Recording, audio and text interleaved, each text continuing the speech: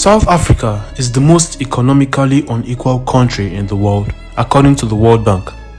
The difference between the wealthy and the poor in South Africa has been increasing steadily since the end of the Apartheid in 1994, with the race playing a key role in a society where 10% of the population owns more than 80% of the wealth.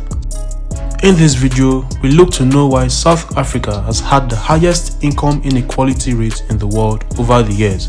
Stay tuned.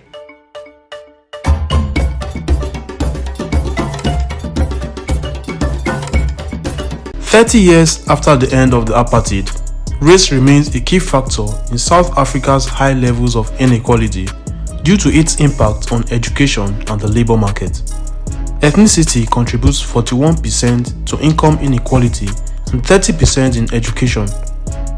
The legacy of colonialism and apartheid, rooted in racial and spatial segregation, continues to reinforce inequality, according to the World Bank. South Africa's leading industrial neighbors that make up the Southern African Customs Union, Botswana, Eswatini, Lesotho and Namibia, all top the list of most unequal countries, making the region the worst in the world. Gender also plays an important role. In the region, women earn on average 30% less than men with equivalent levels of education. Gender pay gaps reach 38% in Namibia and South Africa. The unequal distribution of agricultural land is also a factor, especially in rural areas. In Namibia, 70% of the 39.7 million hectares of commercial farmland is still owned by Namibians of European origin, according to the World Bank. The black population in South Africa stands at 80.6% of the population. The mixed race category makes up 8.8%. The whites make up 8.1%, and Asians, including Indians, make up 2.5%.